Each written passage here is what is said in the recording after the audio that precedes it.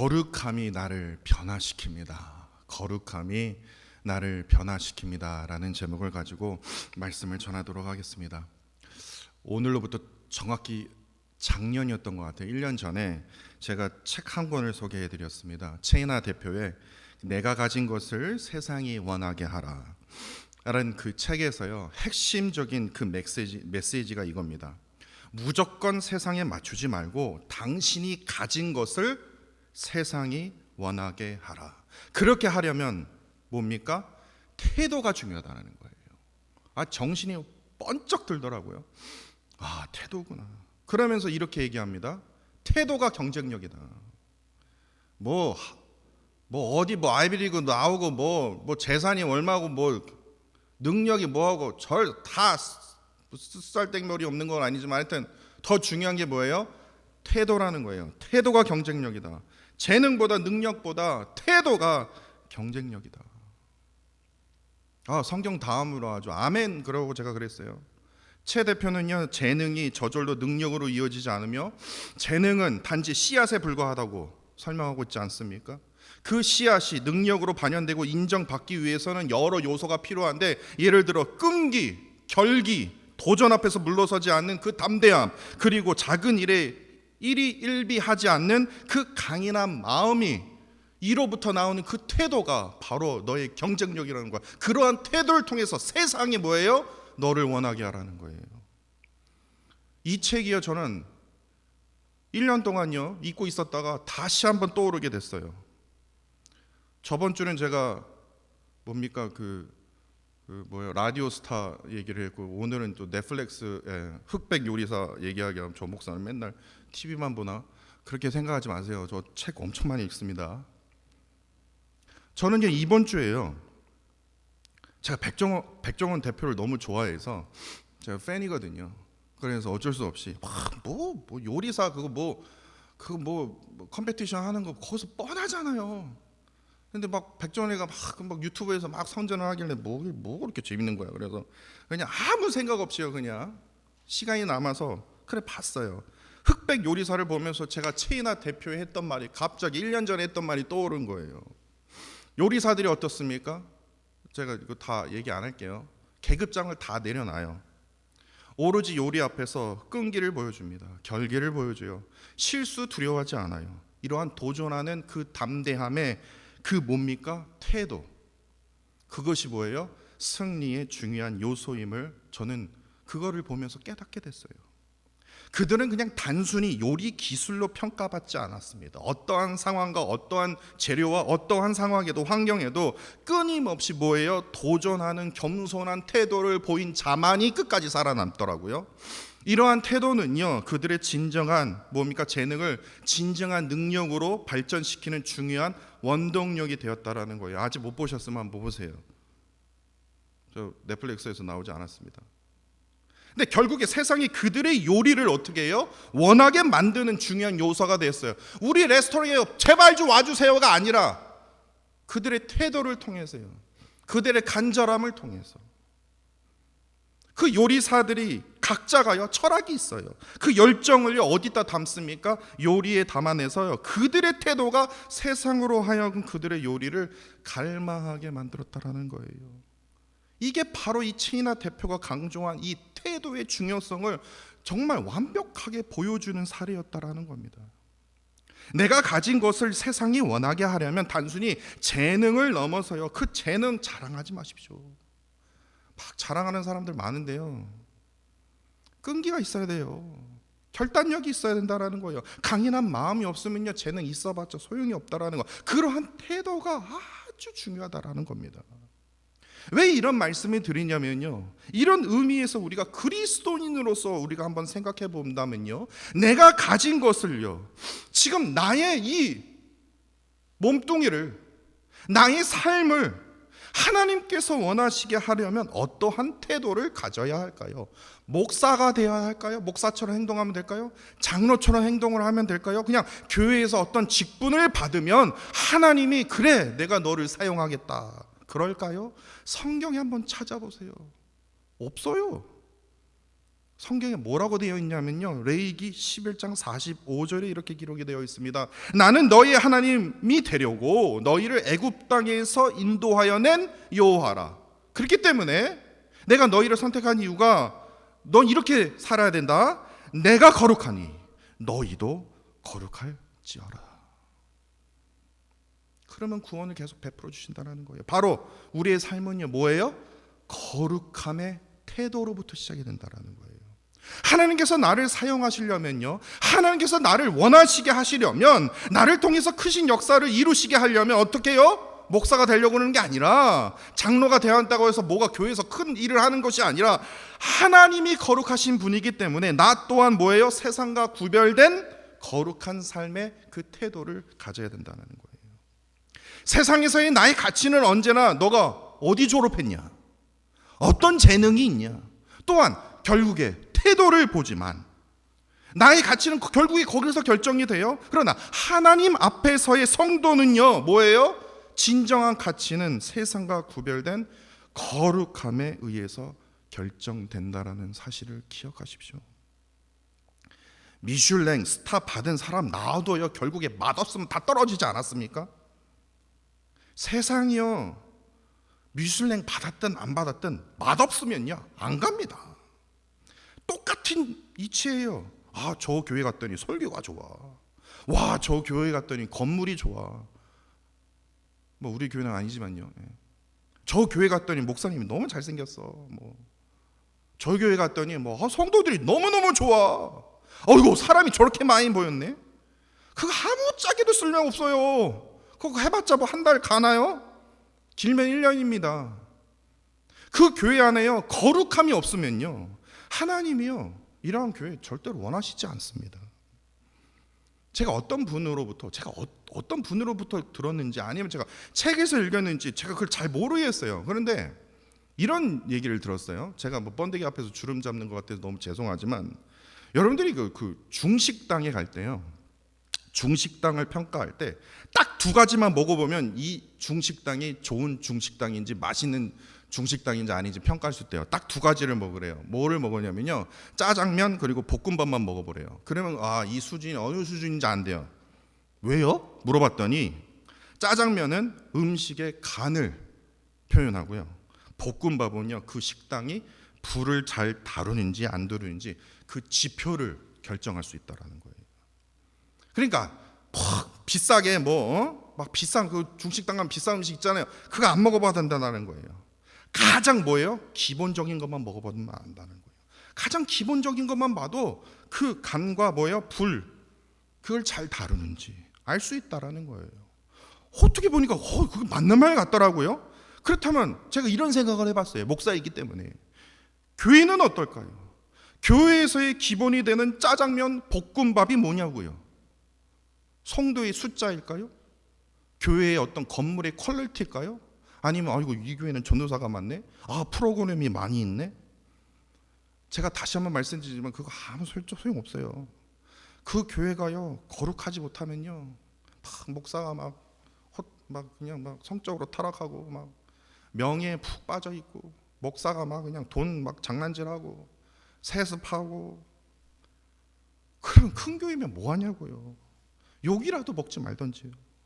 거룩함, 하나님을 향한 그 말씀의 간절함이요, 했던 소리 또 하고 했던 소리 또 하고, 자기의 어떤 그런 철학에 빠져서요, 설교를 새로 준비하지도 않고, 예전에 했으니까 또 재탕하고 하나님을 향해서 그 말씀을 알기 위해서요, 설교 들어보면 여러분들 그거 안 느끼십니까? 정말 이 말씀을 알기 위해서 막 노력하는 어떤 그런 마음, 그 간절함, 하나님을 알고자 하는 그 간절함이요. 아무리 화려하고 외적으로 성공한 교회일지라도요, 거룩함이 없다면, 하나님을 향한 그 간절함이 없다면, 하나님께서는 그 교회요, 세상이 아무리 좋아한다 할지라도 그러니까 세상이 좋아하죠. 하나님은 결코 그 교회를 기뻐하지 않으신다라는 거예요. 하나님이 원하시는 성도와 교회는요, 외적인 성공이 아니라 세상과 구별된 거룩한 삶, 하나님을 향한 그 간절한 마음을 원하신다라는 거예요. 그렇기 때문에 여러분들 앉아 계신 분은 그런 분들 없지만요, 나는 저 요 목사 때문에 내가 오는 거야. 내 요한 목사 없으면 나 여기 안 갔어. 오지 마세요. 제가 100% 제가 확신시켜 줄 수 있어요. 저 때문에 아마 시험 드실 거예요. 인간은 그래요. 루이빌 교회 갔더니 정말 훌륭한 장로님이 있어서 내가 본받고 싶어서 오지 마요. 그러면 시험 들어요. 진짜 그래요. 제가 아니에요. 내기할까요? 인간이란 자체는 그래요. 하나님을 바라봐야 된다는 거예요. 암흑의 성도 때문에 내가 너무 감사해서 이렇게 오게 됐어요. 뭐 그럴 수도 있죠. 하지만 그것이 뭐예요? 원인이 되어서는 한다는 거예요. 하나님을 바라봐야 된다는 거예요. 이 교회는 하나님을 향한 간절함이 있냐고요. 정말 세상과 구별되어서 거룩한 삶을 살기 위해서 몸부림치는 교회냐고요.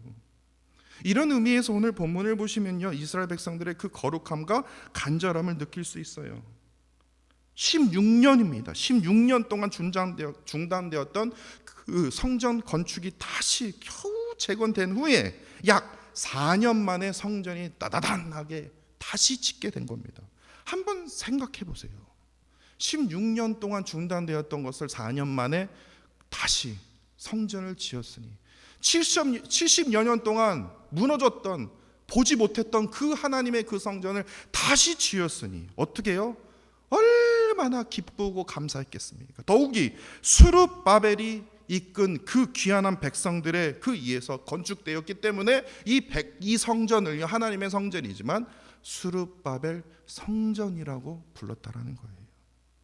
스룹바벨 성전이 완성되었을 때 그 감격으로 인해서, 감사로 인해서 오늘 본문에 보니까 하나님의 성전 봉헌식을 드렸다라고 기록이 되어 있지 않습니까? 근데 그 봉헌식 때 드렸던 그 제물이요, 수소가 100마리입니다.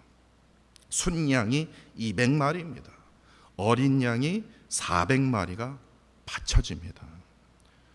그리고 와서 고기를 불로 막 구우기 시작했다면 얼마나 맛있는 냄새가 났겠습니까? 그렇지 않겠습니까? 이것만 봐도 와, 완전히 축제네, 잔치네, 이렇게 생각할 수 있지 않습니까? 그런데요, 다시 17절 하반절과 18절을 보시면요, 우리의 생각을 완전히 무너뜨리게 해줍니다. 성전 복원식이라고 생각해서 큰 잔치가 벌어진 줄 알았는데 축제가 아니고 잔치가 아니다라는 것을 우리가 단번에 알 수 있습니다.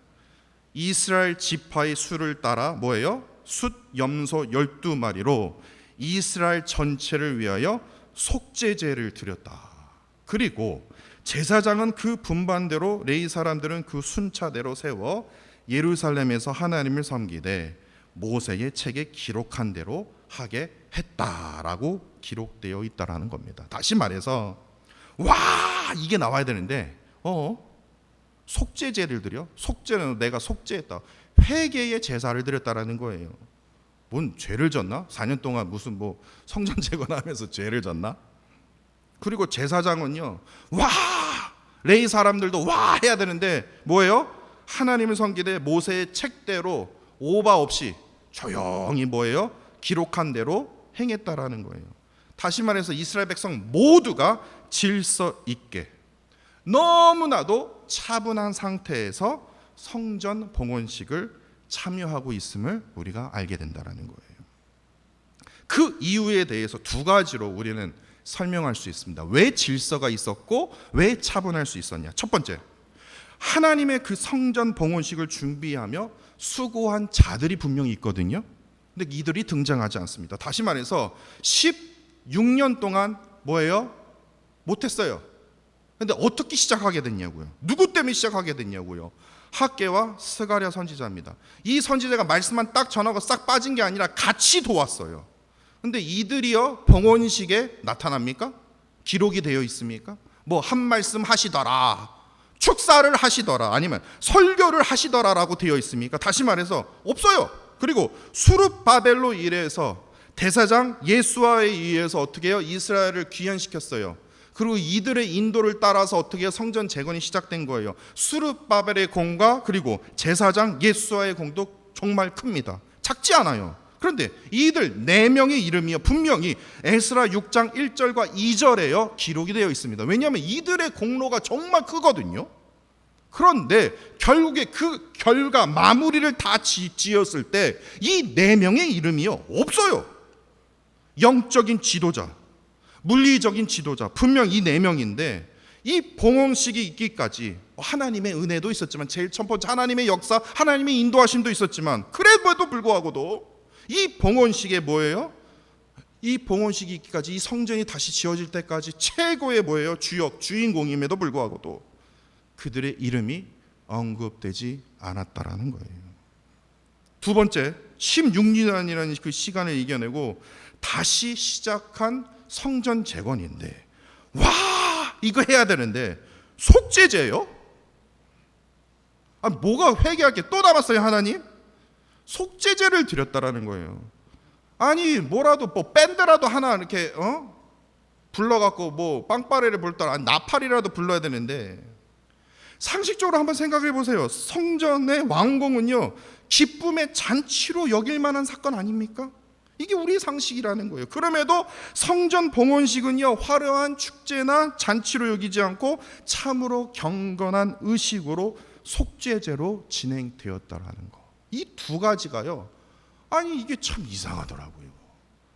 미치겠더라고요. 왜 이렇게 드렸지? 그 당시 제가 거기 있어보지를 못해서 그래서 이게 왜 이거 본문을 이거 어떻게 해석을 해야 되지? 도대체 하나님이 뭐 때문에 이렇게 이스라엘 백성들이 이렇게 이끄셨지? 이렇게 봉헌식을 드리게 했지? 그 이유가 무엇일까라고 엄청 고민을 했거든요. 근데 그 답을 딱 찾게 되었습니다. 봉헌식을 내가 잘못 이해하고 있었구나라는 거예요. 봉헌식은요, 우리가 봉헌식 그러면요 뭐예요? 바치는 의식입니다. 그러니까 하나님 성전 봉헌식이면 하나님께 바치는 뭐예요? 의식이에요. 그런데 히브리어로요 이 봉헌식을 제가 살펴봤더니 그 깊이가 더 훨씬 크다라는 것을 알게 되었어요. 우리말 봉헌식을요 히브리어로 하누카라고 합니다. 하누카. 근데 하누카 또한 봉헌식, 바치는 거예요. 그런데 그 어원을 추적해 보니까요 그 하누카라는 단어가 하나크라는 단어에서 나왔어요. 유래됐다라는 거예요. 이 하나크는 무슨 줄 아십니까? 단순히 바치는 의식이 아니라 그것도 의미가 있지만 감화시키다, 교훈하다, 교육하다, 가르치다 라는 뜻이 포함이 되어 있더라고요. 저는 그걸 보면서 박수를 쳤습니다. 내가 아주 중요한 것을 놓쳤구나. 봉헌식이 이게 아니구나. 여태까지 내가 보았던 봉헌식은 다 그러면 잘못된 거였네? 이런 깨달음을 얻게 되었어요. 축제가 아니다라는 건 우리는 축제로 생각하지 않습니까? 그러니까 단지 그냥 물리적인 어떤 성전 페이 다 갚았습니다. 이 성전 우리 겁니다. 너무 감사하지 않습니까? 이게 봉헌식이 아니다라는 거예요. 이게 하나님이 하신 겁니다. 맞죠? 근데 그걸 잔치하기 위해서, 무슨 교회 잔치하기 위해서 봉헌식을 드리는 게 아니라 이보다 더 깊은 영적인 의미를 바로 이 하나크라는 그 단어를 통해서 우리가 알 수 있다라는 거예요. 성전 봉헌식은 다시 한번 말씀드리지만 큰 축제나 잔치가 아닙니다. 이스라엘 백성들이 어떻게 해요? 하나님께 배워야 됩니다. 하나님으로부터 감화를 받아야 됩니다. 하나님의 그 가르침을 따르는 과정을 우리가 상징한다라는 거예요. 그러니까 성전은 단순히 그냥 건물이 아니라 뭐예요? 하나님과의 깊은 관계를 통해서 그분의 뭐를 배워야 됩니까? 나도 거룩하니 너희도 거룩하라. 이걸 배워야 되는 거예요. 거룩함을 배우고 살아가는 장소임을 우리가 깨닫게 된다는 거예요. 16년 플러스 4년 동안요 거룩함으로 살지 못했던 이들의 그 모습, 그동안 하나님 앞에서 내가 정결하지 못했던 우리의 모습을요 이 봉헌식을 통해서 하나님께 회개하는 마음으로 겸손히 나아갔다라는 거예요. 그렇다면 우리가 이제 그 답을 찾을 수 있어요. 왜 성전 봉헌식 때 학계가 등장하지 않고 스가랴가 등장하지 않고 수르바벨, 예수와 같은 아주 중요한 그 주역의 인물이 언급이 왜 안 되어 있는지, 그리고 왜 성전 봉헌식이요 축제가 아니라 뭐예요? 속죄제, 회개의 제사를 드리게 되는지 이제야 깨닫게 되지 않습니까? 하나님의 성전 봉헌식은요 목사의 리더로, 목사의 힘으로, 목사의 리더십으로, 목사의 머리로, 장로의 헌신으로 이렇게 된 겁니다. 성도님들의 헌신으로. 그러면서 막 그냥 고기 굽고 인간의 업적을 기르는 게 아니라는 거예요. 저만 놀랬습니까? 그동안 우리가 잘못했구나. 하나님 앞에서 그분의 그 거룩함을 이 성전을 통해서, 하나님의 예배당을 통해서 배워야 된다라는 거예요. 거룩한 삶을 살지 못했던, 두려움 가운데 살았던 우리의 그 과오를요, 하나님 앞에 내려놓는, 회개하는, 속죄를 통해서 다시 영적으로 우리가 다시 일어나는 그러한 의식으로 봉헌식이 진행되어야 된다는 거예요. 특히 오늘 본문 19절에 백성들이 성전 봉헌식을 거행한 지 한 달 후가 지났습니다. 한 달 후에요, 유월절을 지켰다는 기록이 되어 있지 않습니까?